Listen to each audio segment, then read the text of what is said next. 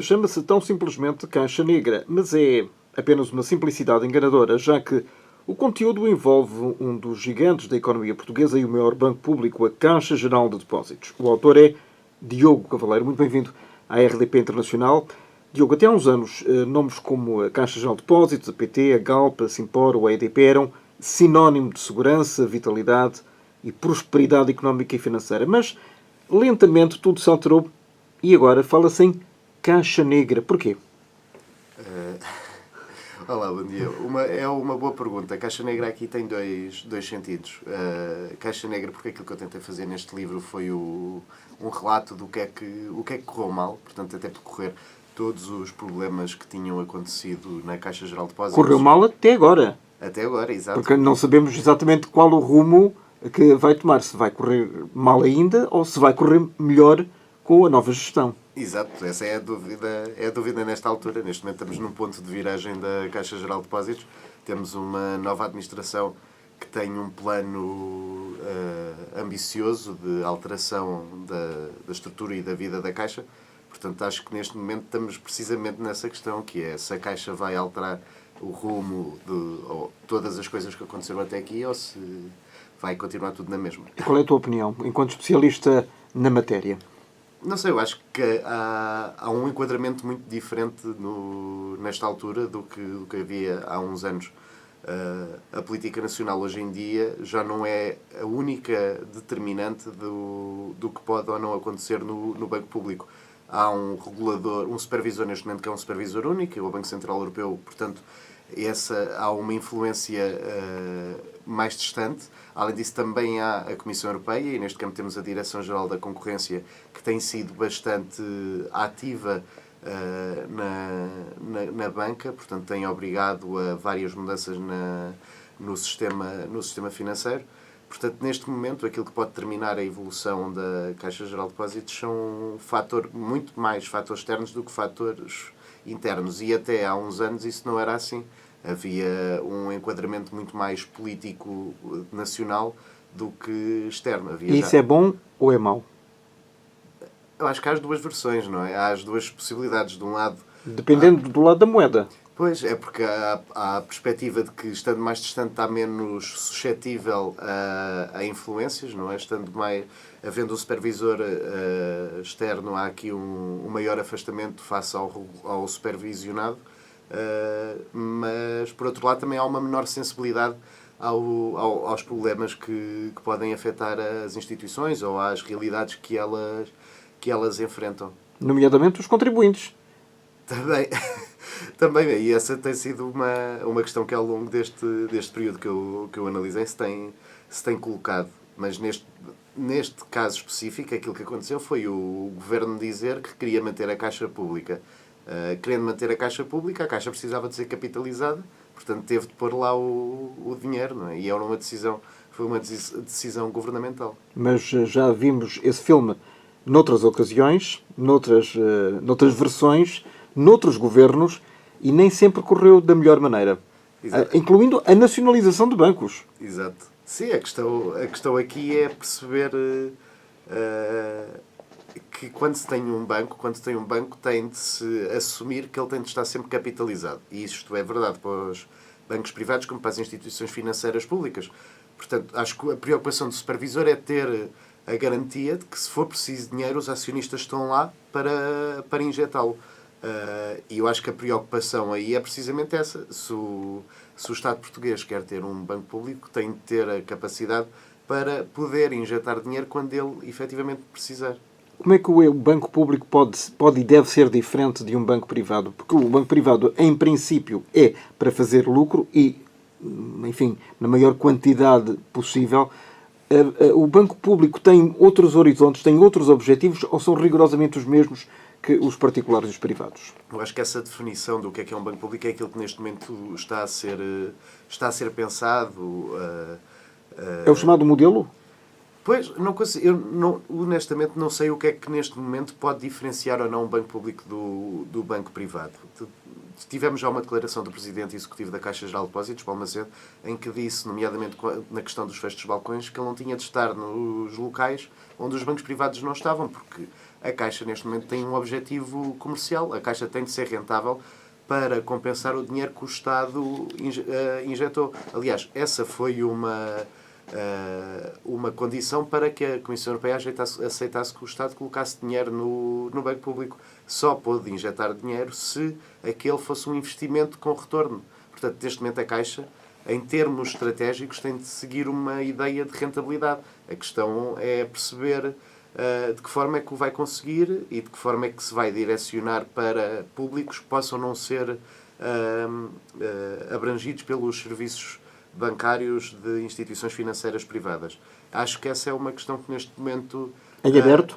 Exato, e que falta explicar ao país como é que a Caixa efetivamente vai conseguir ser um banco diferente dos outros. Mas o Banco Central Europeu, por exemplo, não tem sensibilidade suficiente, presumo, para perceber que se fechar um balcão em Ceia ou Forros de Algodres, são dois exemplos como poderia dar qualquer outro, isso vai afetar muitas populações. Isso vai bater naquilo que estava a dizer, que é a questão do afastamento. Há um distanciamento muito grande dos supervisores e das regras europeias face à realidade. Cada país tem a sua realidade diferente. Exatamente.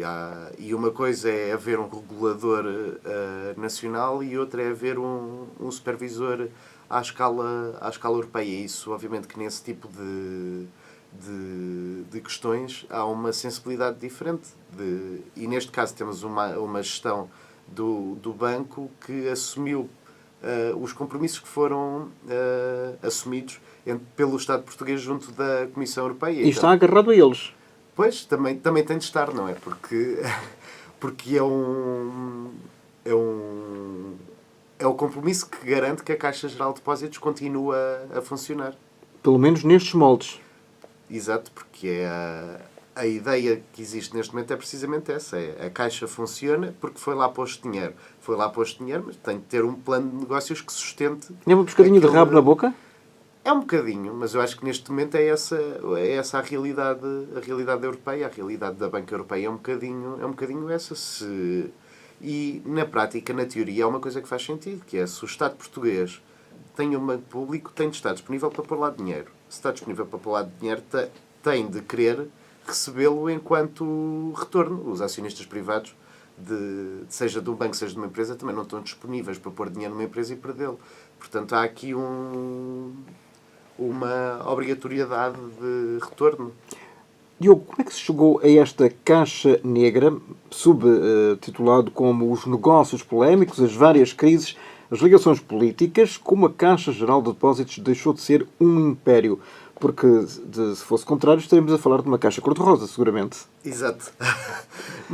Eu acho que é uma conjugação imensa de... Como é que isto tudo fatores. começou? Há momentos... Este é um momento de viragem, de acordo com as suas palavras, mas, seguramente, para chegar até à Caixa Negra, antes da Caixa Negra, como é que era a situação desta instituição bancária? Acho que há vários momentos de viragem na Caixa Geral de Depósitos. Eu optei por começar a escrever este livro reportando-me a 2000, o início do século. Era uma altura em que Portugal estava a aprender a viver... Um momento de viragem também. Exato. Portugal estava a aprender a viver na moeda única, portanto acabei por optar... Também era o período que estava a ser analisado pela Comissão de Inquérito à Caixa Geral de Depósitos. E aquilo que temos desde essa altura é uma proximidade muito grande entre o poder político e a gestão da Caixa Geral de Depósitos e a questão de surgirem a Caixa a acompanhar demasiado aquilo que acontecia ou estava a acontecer no país. A Caixa é influenciada por quase tudo o que acontece no país. Pela saída de Durão Barroso, pelo fim do governo de Santana Lopes, pela entrada de José Sócrates, pela crise financeira internacional. É toda uma sucessão de acontecimentos internos e externos. Exato, a Caixa Geral de Depósitos, sendo um banco público, é um banco que vive completamente pegada à vida do país. Aliás, acho que essa foi uma das coisas que eu gostei de perceber ao longo quando estava a escrever este livro, era essa proximidade. O facto de estar a contar a história permitiu-me também contar um bocadinho da história recente do país. Foste esgravatar a história, basicamente, ser um arqueólogo. Sim, passei muitos fins de semana a ler jornais antigos para conseguir. Eu sou um jornalista novo, portanto também tive de ler muitas. Quantos anos? 27. Portanto, tens 27. Então tinhas 10 anos quando isto tudo começou. Exato, sim, 10, 11. Portanto, foi um período de pesquisa. Tive de ir ler muitas coisas. Obviamente que tinha ideias sobre algumas das coisas, mas em termos concretos havia muita coisa que não fazia ideia e que tive de ler. Eu sou jornalista há 7 anos, portanto havia mesmo muita matéria que eu não dominava e que tive de tentar perceber. E o que é que descobriste? Uma proximidade entre política e gestão que se calhar foi além daquilo que... Do recomendável? Exato, além daquilo que devia ter acontecido. Dá-me um exemplo. Há uma questão que eu acho que é óbvia, não na parte concreta de portas giratórias, mas na parte de a Caixa ter de andar ao sabor da política. Tivemos em 2004, se não me engano, a questão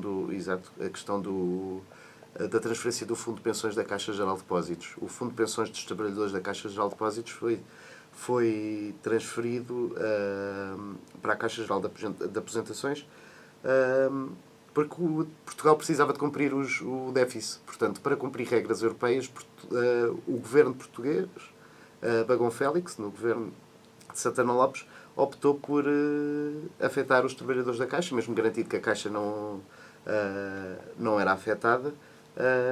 A verdade é que afetou os trabalhadores, mesmo que as condições não possam não ter sido. Houve uma mudança, na altura os trabalhadores também fizeram greve e foi uma questão bastante polémica. Mas de que forma é que eles foram afetados na passagem do Fundo de Pensões para a Caixa Geral de Aposentações? Eles perderam dinheiro? Não, a partida supostamente era a ideia seria que houvesse uma transferência neutra. A questão aqui é o uso do banco público. Eu, honestamente, na altura, acho que haveria dúvidas sobre quais eram as consequências para os trabalhadores do que poderia acontecer. Olhando com esta distância, 13 anos depois, acho que a questão aqui é uma questão muito também simbólica, que é o governo precisa de dinheiro e o que faz é ir ao seu banco público, fazer uma engenharia e conseguir com isso cumprir o déficit. Ou duas engenharias. Basicamente foi uma engenharia financeira do governo, da altura? É uma transferência, acaba por ser uma transferência contabilística. Mas isso afetou a imagem da Caixa? Eu acho que na altura afeta a ideia de que a Caixa está sujeita às decisões do governo. Na altura o Vítor Martins, que era o presidente, apresentou a sua demissão. Depois, entretanto, houve um retorno nessa decisão, mas a verdade é que foi uma questão bastante polémica, porque precisamente criava essa ideia de que a Caixa poderia servir para resolver problemas do país que não tenham diretamente a ver com a atividade bancária. E para responder perante Bruxelas. E para ter um déficit que cumprisse as exigências comunitárias.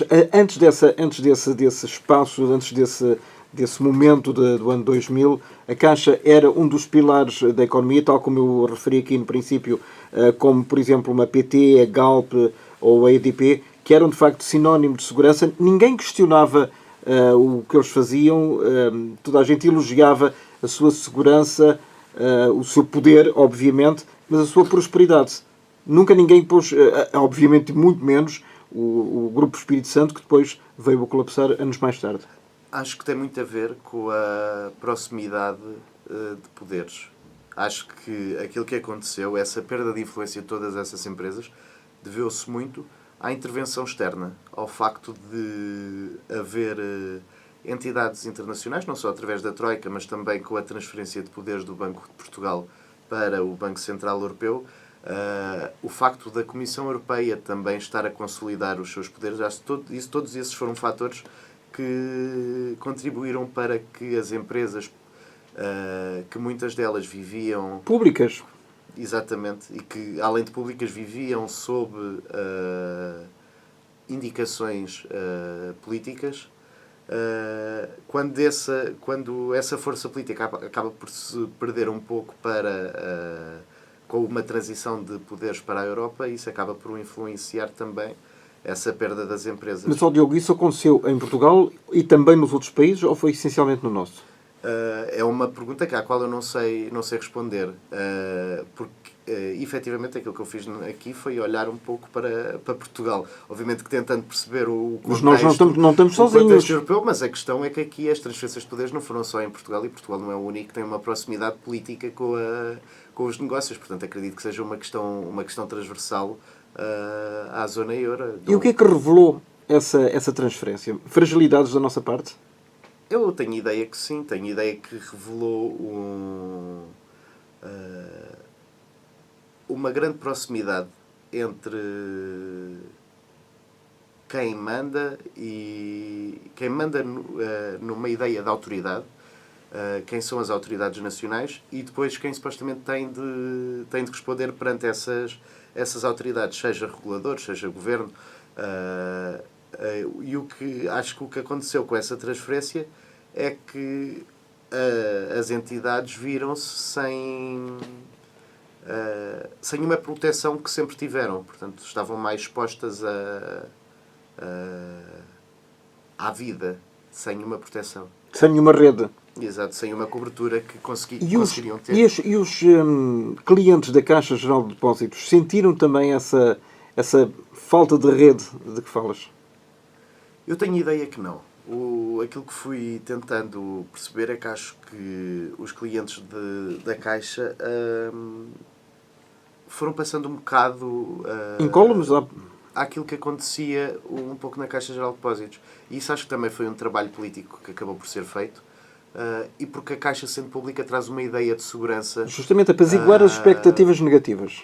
Eu honestamente acho que há essa percepção, mesmo com esta capitalização toda e toda esta polémica, acho que a Caixa continua a ter uma ideia de segurança que bancos privados solidez. Não têm. Exatamente. E que nada acontece. Pois, é uma questão... Os clientes do Banco Espírito Santo também pensavam o mesmo. Exato. Mas estamos a falar de um banco privado. É uma questão difícil porque hoje em dia não se consegue dizer isto é assim e isto vai ser sempre assim. Como eu estava a dizer, acho que o facto de muitos dos poderes estarem fora torna estes poderes eternos, nada eternos. Portanto, é tudo. Neste caso temos um banco que é público, temos um grande consenso político de que a Caixa deve ser pública. O PSD é o único partido com assento parlamentar e, apesar de ser o mais representativo, é o único que não fecha a porta à privatização. Todos os outros se dizem contra.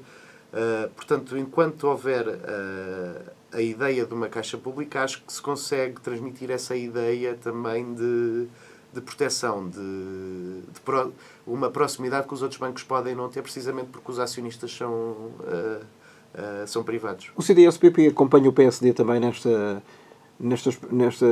linha de pensamento? Não, o CDS sempre foi... ao contrário do que poderíamos esperar. Sim, sempre foi contra nestes últimos anos. Aliás, em 2011, quando a Troika chega, o PSD tinha... Pedro Passos Coelho era já o líder social-democrata e ele já tinha manifestado a ideia de que a Caixa poderia vir a ser privatizada, não na totalidade, mas uma parcela da Caixa poderia vir... Até 49%. Exato, poderia vir para mãos privadas. Nunca percebi, de facto, essas privatizações a 51% do Estado, sinceramente. É uma questão de... O acionista privado está lá para pôr dinheiro se for necessário e o esforço financeiro acaba por ser menor, mas o dono continua a ser o Estado.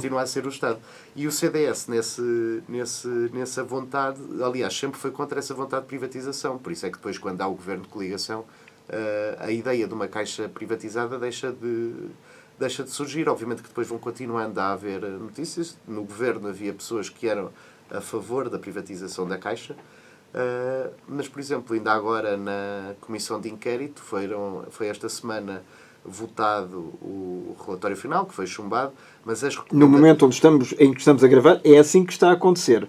Dois para amanhã nunca sabemos, Exato. não é? Talvez na próxima temporada parlamentar. Pois, não... A partir de setembro? E a questão é que o CDS votou contra, ou votou a favor, aliás, da recomendação dessa comissão de inquérito que dizia que se devia manter a Caixa 100% nas mãos do Estado. Portanto, a decisão não foi irrevogável, ao contrário do que fez Paulo Portas. Até agora tem sido essa a política do CDS. Pelo menos nestas duas direções, na anterior e na atual. Fala-me dos negócios polémicos, que é logo o primeiro subtítulo do Caixa Negra. Sim, é aliás também a ideia, o tema que acho que mais choca muito os portugueses, que tem a ver com o envolvimento da Caixa Geral de Depósitos em muitos negócios que podem ser questionados num enquadramento de um banco público. Ruinosos? Muitos deles, sim, claro. Recorda-me alguns deles. Temos o Laceda, que era uma empresa espanhola, Laceda de Barcelona, em que o Estado, a Caixa Geral de Depósitos decidiu entrar no capital para entrar... Esta é a ideia do investimento. Depois o que correu mal, mas as explicações que são dadas é o Banco Público entra na Laceda para trazer para Portugal uma fábrica que era em Sines, uma fábrica que era um projeto que era apadrinhado politicamente pelo governo de José Sócrates. Havia uma ideia de revitalização de Sines e essa fábrica iria ajudar a esse objetivo.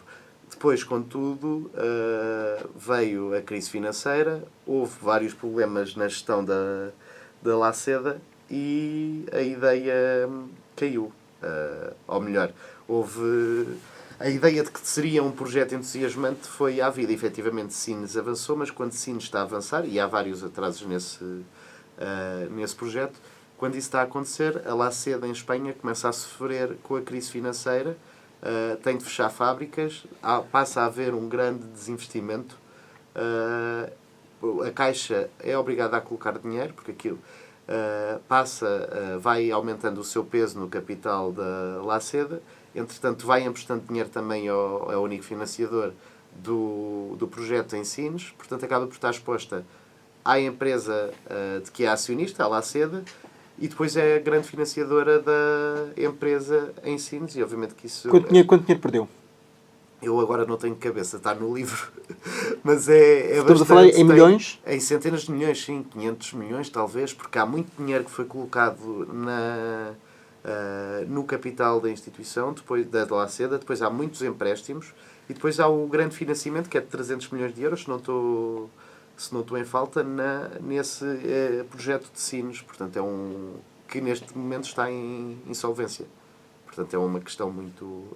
Seguramente foi um dos negócios polémicos e ruinosos, poderia acrescentar este título. Que outros aconteceram?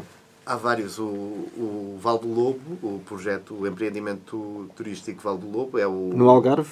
É o mais... é um dos mais paradigmáticos, porque neste momento há uma investigação judicial que questiona se houve contrapartidas para um gestor da Caixa Geral de Depósitos à altura, Armando Vara, sobre as decisões que foram tomadas para que este empreendimento fosse para a frente. E aí também temos a Caixa a entrar com sócios, em que a Caixa injeta muito mais dinheiro do que aquela que é a sua participação financeira. E aí também há uma dúvida, que é porque é que a Caixa tem de ser acionista de um projeto, de um empreendimento turístico. Acho que aí temos outro dos negócios polémicos do Banco Público. Na altura o Presidente foi sempre o Armando Vara? Não, o Armando Vara era administrador da Caixa Geral de Depósitos, tinha o Pelour do Sul. Mas o Presidente era Carlos Santos Ferreira, que tinha entrado em 2005 com o Armando Vara para a Presidência. E essa pergunta já foi respondida? Qual? Porquê que a Caixa Geral de Depósitos entrou com dinheiro muito num projeto turístico? Há as respostas, não é? Armando Vara foi à Comissão de Inquérito e respondeu sobre isso. Havia uma ideia de que a Caixa deveria apostar naquele segmento premium de alto nível para... De luxo. Exato. diversificar os seus investimentos, e ali era uma aposta que consideravam que seria ganha, e hoje em dia a verdade, isso foi referido por várias pessoas também na Comissão de Inquérito, pode ainda gerar dinheiro, apesar de todos os problemas. É um empreendimento que ainda pode gerar dinheiro, porque há ainda alguma base casas para... Exato. Alguma base de sustentação, pelo menos, Exato. para pensar que isso vai acontecer. Foi a seguir a Sines. Eu acho que foi mais ou menos na mesma altura, porque é tudo 2007, acaba por ser tudo nessa altura. Portanto, estamos a falar há 10 anos. Era uma altura também de empreendimentos... E 4 anos antes do início da crise. Sim, até antes da crise em Portugal, mas é no ano em que começa a haver a crise do subprime nos Estados Unidos. Do imobiliário, justamente. Portanto, é uma altura em que, aliás, por isso é que a Laceda começa logo a sofrer, porque começa a haver uma grande volatilidade nos mercados financeiros, e a Laceda começa a sofrer, e a Caixa começa a ter de... tapar os buracos. Dinheiro. Exato. Esses são os negócios internos. E a nível internacional? Bem, a Laceda é muito... Sim, Espanha, com Espanha. acaba por ser, mas, por exemplo, em Angola, qual é o envolvimento da empresária Isabel dos Santos com estes negócios da Caixa de Depósitos? Diretamente de negócios, a Isabel dos Santos cruza-se com a Caixa Geral de Depósitos, mas muito também porque acaba por fazer investimentos em Portugal que se cruzam com o Banco Público, não necessariamente sendo alvo desses negócios. Honestamente, não sei se a empresária foi financiada pela Caixa Geral de Depósitos em grande parte das suas operações. Aquilo que acontece é a Caixa tinha muitas participações financeiras. Uma delas era, por exemplo, a PT Multimédia, que depois passou a ser a Zone, que depois veio a ser a Nós, e nesse trajeto a Caixa abriu o caminho a que Isabel dos Santos pudesse ser uma das donas da operadora, também porque precisava de desfazer dessas participações. Lá está a Troika outra vez, portanto, entidades externas a obrigarem a Caixa a desfazer-se das participações que tinha em empresas, e isso abriu a porta a acionistas externos, em que Isabel dos Santos é uma grande protagonista. Era preciso vir uma entidade externa para dizer como é que nós nos deveríamos gerir? No caso do Banco Público, acho que acabou por ter de acontecer. Foi o que aconteceu. Aliás, era uma das missões da Troika também. Exatamente. E, para a ordem nas finanças. E foi logo uma questão que ficou definida, era que a Caixa se tinha de desfazer das participações financeiras. Peço desculpa. Isso acontece, estamos em pleno verão e as poeiras estão no ar. As poeiras da polémica. Exato. E, portanto, havia estas participações que a Caixa tinha nas empresas, e apesar de haver essa intervenção externa, portanto, a Troika queria a privatização da Caixa, não conseguiu, portanto, depois obrigou à privatização, portanto, à venda das participações que a Caixa tinha em empresas públicas e também na área seguradora e da saúde, e, portanto, temos esse peso externo. Mas depois temos também um governo que alinha completamente com essa ideia de que a Caixa tem de ser um banco e não mais do que um banco. E temos também uma gestão de José de Matos, que é escolhida por esse governo, que alinha também nessa mesma perspectiva. Portanto, acaba por haver aqui uma conjugação de fatores que permite esse desinvestimento nas participações em empresas. E já agora, o BPN, obviamente, a par do Grupo BES, foi das instituições bancárias que mais na berlinda estiveram nos últimos 4, 5 anos.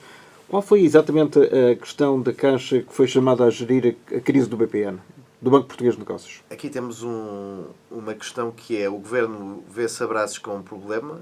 Estamos a falar do Governo de José Sócrates. E Teixeira dos Santos como Ministro das Finanças, Vítor Constâncio como Presidente do Governador do Banco de Portugal, antes de ir depois para... Antes de ir para o BCE, para o Banco Central Europeu.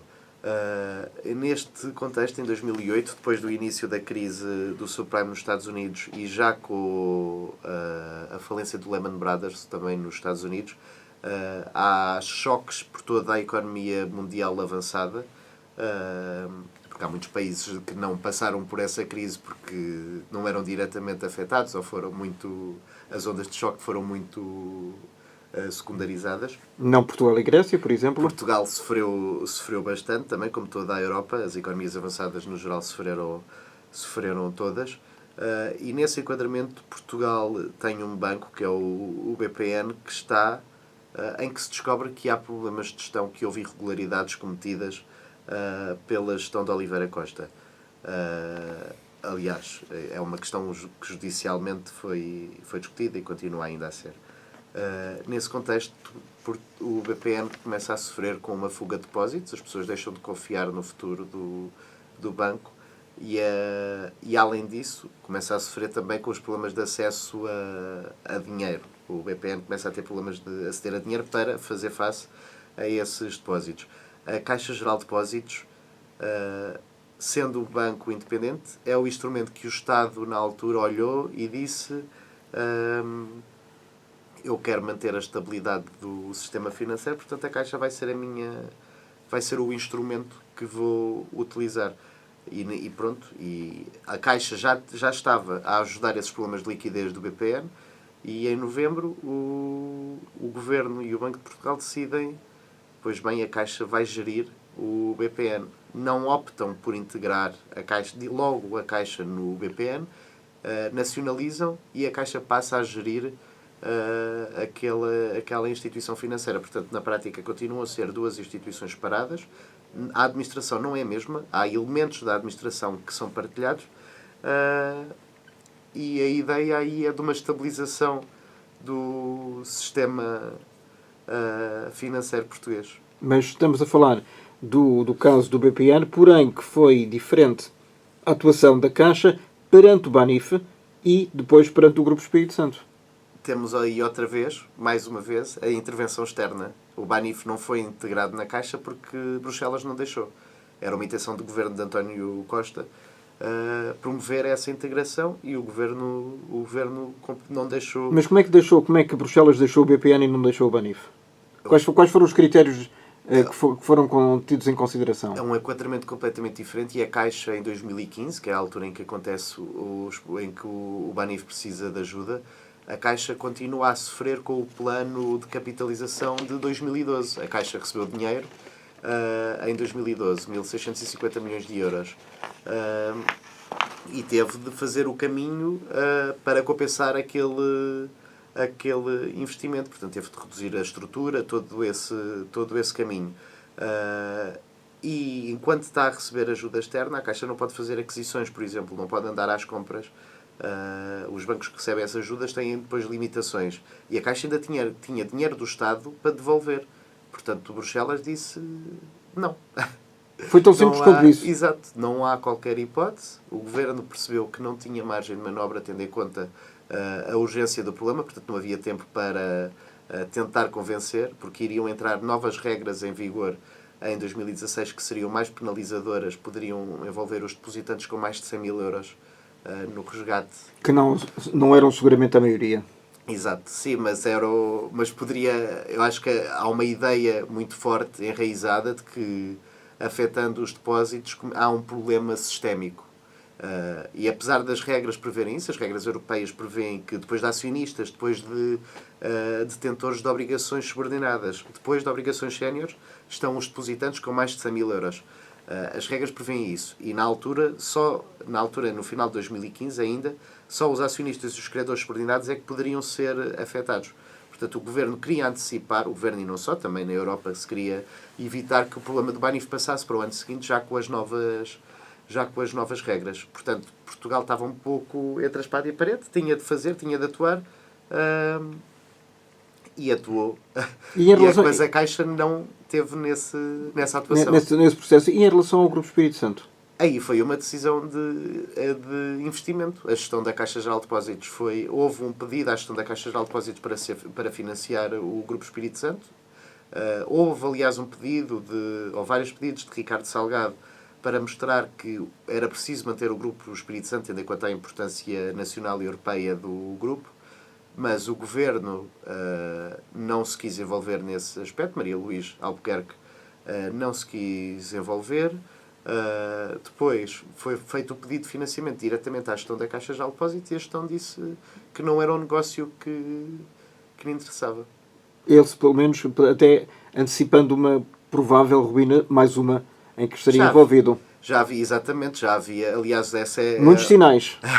Essa já havia na altura de imensas dúvidas. O Banco de Portugal já tinha descoberto no final de 2013, isto passa-se no início de 2014, o Banco de Portugal já tinha percebido que dúvidas sobre as contas da Espírito Santo International, que era a sociedade de topo do Grupo Espírito Santo com sede no Luxemburgo. Portanto, estão estas teias do polvo que realmente estão espalhadas, os tentáculos, em muitos sítios, em muitas organizações e em muitos países, não é? Exato. Como é que, de facto, a Caixa Geral de Depósitos, Diogo, deixou de ser um império? Como referes aqui no teu livro. Precisamente por esse caminho que acabou por ser um pouco imposto externamente. A Caixa tinha um império, foi tendo, ao longo deste período, foi construindo o seu império, foi reforçando a área seguradora, com a queda do Grupo Champalimau e depois quando o BCP se quis desfazer desse setor. Das seguradoras. Exato, quis diminuir o peso. Depois a Caixa tinha também, como eu disse há pouco, as inúmeras participações financeiras. Portanto, tinha um peso gigante em empresas, nomeadamente públicas, muitas vezes porque a Caixa teve de ser... quando a Caixa teve de ser capitalizada, a forma que o Governo encontrava era fazer injeções... em vez de fazer injeções de dinheiro, dava participações em empresas. Portanto, a Caixa era capitalizada recebendo uma participação numa empresa pública. Portanto, o banco tinha seguros, que é uma coisa que normalmente acontece, mas depois tinha um peso muito grande em empresas públicas e privadas. Depois tinha também uma rede internacional de relevo que também lhe dava uma conexão com várias economias, que não apenas a portuguesa. E depois a Caixa teve de deixar esse império, não é? A área seguradora neste momento tem 15% da fidelidade, porque o resto foi tudo privatizado para os chineses da Fosun. Teve todas as empresas, todas as grandes participações, as participações de relevo, foram também alienadas, muito porque a Troika queria, mas também porque José de Matos e a gestão de José de Matos acreditavam que tinha de se reduzir esse peso. O Governo também mantinha essa ideia. E agora temos também a obrigatoriedade de reduzir a rede internacional, neste caso imposta pela Comissão Europeia. A nível de quê? Dos balcões? A nível também da presença nos países. Nos países em que está. A África do Sul e Espanha são operações prioritárias nessa em termos venda. de desintervenção. Exatamente. O desinvestimento é obrigatório são compromissos que foram... Sobretudo nesses dois países. É sim, depois Brasil também. Onde existe uma grande comunidade portuguesa na África do Sul. Sim, também já mostraram o seu descontentamento em relação a essa decisão da gestão da Caixa Geral de Depósitos. Acho que neste contexto os países de PALOP, com exceção do Brasil, parece-me, têm um pouco a garantia de que a Caixa possa lá ficar, porque a Caixa tem um peso importante nas economias locais. Nesses sistemas financeiros, exato. É um dos pilares. Pois, há muitos países em que a Caixa tem uma das grandes instituições financeiras, portanto, aí houve essa compreensão de que a Caixa, saindo dessas economias, poderia prejudicá-las. Em que países, nomeadamente? São Tomé e Príncipe. Em Macau Macau, não estando nesta ideia, também a Caixa tem uma presença muito, muito importante. Macau é um país onde a Caixa Geral de Depósitos é um banco emissor. Ou pelo menos portanto, é um território administrado pela China. Exato, sim, mas é um território onde a Caixa Geral de Depósitos emite moeda. Portanto, os presidentes dessa instituição financeira, portugueses, ou os que foram portugueses, têm a sua cara em notas que circulam em Macau. Portanto, é uma presença relevante. Uma presença da Caixa Geral de Depósitos. Exato. Diogo, estamos quase a terminar e já passaram quase 40 minutos e é uma coisa curiosa, antes de começarmos a gravar, tu dizias, eu não sei se tenho conversa para 40. 40 é apenas o mínimo, é apenas a entrada da Caixa, é apenas a porta de entrada, porque ainda não chegamos ao seu interior e se calhar ficará para umas segundas núpcias. Podia-te perguntar se a posição da Caixa ainda vai no adro, porque ainda estamos com tantas matérias soltas que este livro apenas faz um pequeno enquadramento e é mesmo o princípio. Sim, este livro o que pretende fazer, o que eu tenho dito isso muito nestes últimos tempos, o que eu tentei fazer foi, aliás, foi para isso que me tinham desafiado. Houve uma capitalização da Caixa. O que é que justifica que os portugueses tenham de ter posto agora 3.900 milhões de euros de dinheiro público na Caixa Geral de Depósitos, depois de já terem posto mais de 1.500 milhões em 2012? O que é que correu mal em todos estes anos? Portanto, aquilo que fui ver era percorrer todos estes aspectos importantes que eu acho que afetaram a Caixa Geral de Depósitos, projetos de Project Finance e capital de risco, que são aspectos de banca de investimento que muita gente questiona porque é que a Caixa se envolveu. Este peso brutal nas participações financeiras que coloca a Caixa muito vulnerável ao que acontece nos mercados financeiros, porque as participações financeiras são empresas que eram cotadas em bolsa e, portanto, em períodos de crise foram participações que foram muito desvalorizadas e a Caixa foi sempre tendo reconhecer que aquelas participações poderiam vir a gerar perdas. Portanto, agora, o que temos é uma procissão a começar, porque é a procissão em que a Caixa está a aprender a ser apenas uma instituição financeira crua de serviços bancários e não este império que, como eu digo, que existiu nos últimos anos. Portanto, acho que sim. E que se desfez e que caiu lentamente. Como é que tu antevês, esta é a última questão, como é que tu antevês o futuro da Caixa a curto e a médio prazo? Acho que continuará a haver turbulência. Primeiro porque, como estava a dizer no início, continua por perceber-se o que é que se quer da Caixa enquanto banco público. E é o governo de António Costa que vai dar essa resposta? Ou será o que virá a seguir, com Costa ou sem Costa? Acho que é uma questão que tem de vir a ser... As pessoas têm de perceber. E eu, honestamente, acho que é uma questão que ainda não está explicada. A Caixa saindo dos balcões do interior ou abandonando estas populações ou saindo destas populações fisicamente, acho que falta essa explicação. O que é que a Caixa tem de diferente dos outros bancos que justifique a manutenção ou não nessas regiões? Mas antecipo turbulência porque ainda há várias coisas sobre este passado que continuam por descobrir. Há investigações judiciais, a Operação Marquês, que envolve o primeiro-ministro José Sócrates, tem Herman de Vara como arguido, como estava a dizer há pouco. Portanto, há ainda para perceber se houve ou não irregularidades, se vai haver uma condenação em relação, aliás, acusação ou condenação sobre esse tema. E temos também um processo judicial que há uma decisão do Tribunal da Relação de Lisboa que determina que o Banco de Portugal, a CMVM, o Ministério das Finanças e a Caixa Geral de Depósitos têm de mostrar documentos confidenciais da Caixa. Esta decisão ainda não é definitiva porque há recursos, mas pode vir a ser, e quando for, o que é da Caixa, se souber quem é que são os seus maiores credores. E além disto temos também uma auditoria promovida pelo Governo, que está a ser feita pela UI, a antiga Ernst Young, aos atos de gestão também desde 2000. Portanto, acho que há aqui também, apesar da Caixa estar a aprender a viver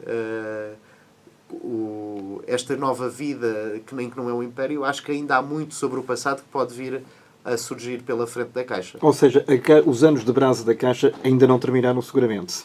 Acho que ainda tem uma vida pela frente e a verdade é que todos somos o presente e o futuro, mas o passado não nos deixa. E com muitos pontos de interrogação, alguns foram respondidos pelo Diogo Cavaleiro em Caixa Negra, outros serão seguramente em futuras ocasiões, com a continuação ou não deste livro, eventualmente com outros, em que a Caixa, ou não, poderá ser a protagonista do próximo livro do Diogo. Muito obrigado por aqui teres estado e até à próxima. Obrigado, até à próxima.